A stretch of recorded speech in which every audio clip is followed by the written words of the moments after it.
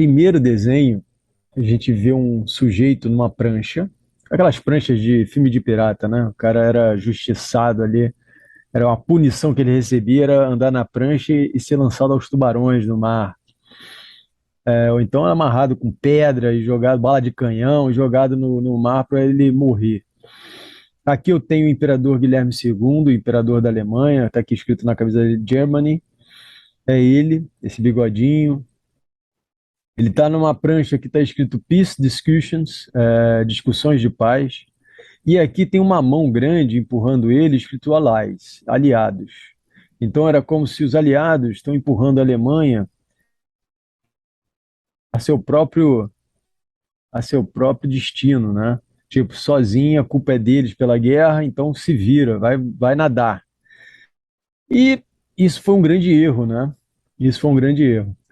Você imputar a um país somente todo o ônus da guerra é um absurdo, né? A gente tem que entender que a guerra foi uma questão de países, né? Por exemplo, a Inglaterra dava um passo no armamento, por exemplo, a Inglaterra não, a Alemanha, por exemplo. A Alemanha evidenciou a sua construção naval. Ela, de um momento do século XIX para o século XX, ela vira a maior potência industrial da Europa. E com isso, ela cria uma frota naval que começa a fazer frente à Inglaterra.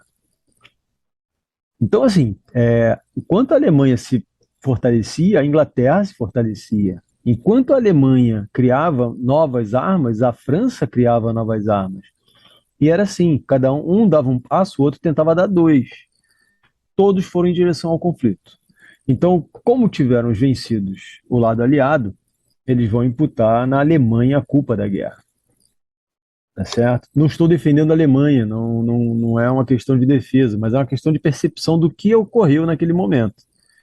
A guerra, quando ocorre, ela não é culpa de um só. Existem pessoas que contribuem para isso, principalmente na Primeira Guerra Mundial. Tá certo? A Segunda Guerra Mundial, ela ocorre por quê? Porque existe uma sucessão de problemas que os aliados criaram na Primeira Guerra Mundial. O surgimento do nazismo, ele vai surgir, né? O surgimento ele vai ser criado, vai ser desenvolvido em função desse caldo de cultura do final da Primeira Guerra Mundial. E que os aliados deixaram a coisa crescer com uma ideia de tentar barrar o comunismo na Rússia. Então você tinha a Alemanha como uma grande barreira sanitária para não deixar o comunismo invadir a Europa.